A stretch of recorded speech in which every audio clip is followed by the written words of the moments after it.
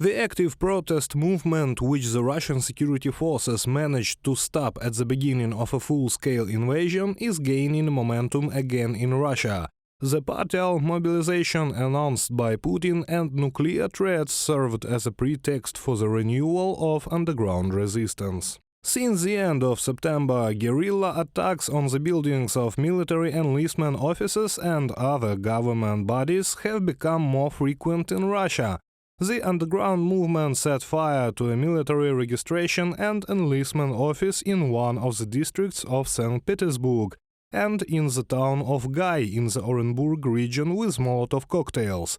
And in Tolyatti they set fire to the administration building.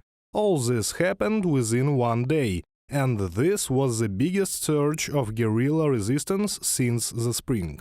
There are no more legal methods to protest. We believe that protests and marches will not lead to anything. The only anti-Putin opposition in Russia today is the underground, the guerrilla movement. Burning down one recruiting office is equivalent to 10 processions. Derailing a train with military equipment is equivalent to 100.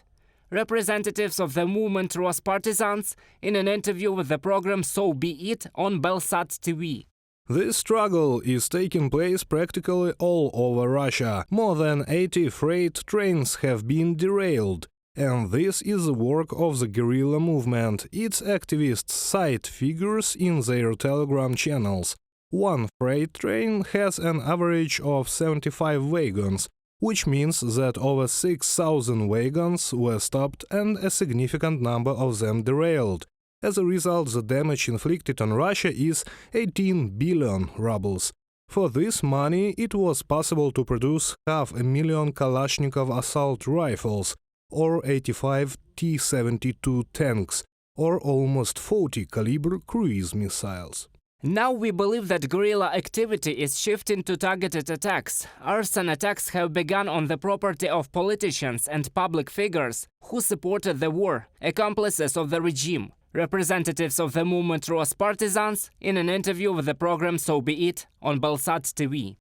After 7 months of war, support for Putin's regime has waned, Russian opposition politicians say. Against this background, the team of Aleksei Navalny announced the resumption of the work of headquarters. Earlier, his anti-corruption foundation and a network of headquarters were recognized as extremist organizations, and many employees emigrated due to criminal prosecution.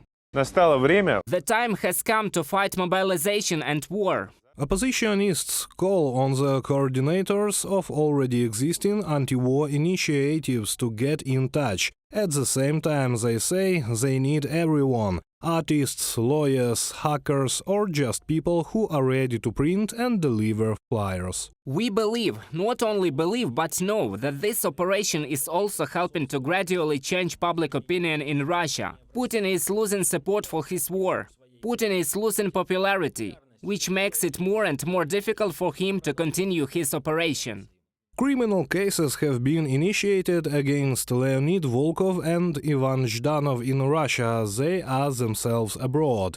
Aleksei Navalny is serving a term in a strict regime colony in the Vladimir region, and cooperation with headquarters can be regarded under Russian law as participation in an extremist organization. But the Russians have little chance of returning from this war, members of the underground movement say. There is almost no chance of returning as a normal person. Therefore, they are calling to fight Putin's regime with all available methods. Reported by Serhiy Kulyas, Natalia Gusak, UATV News.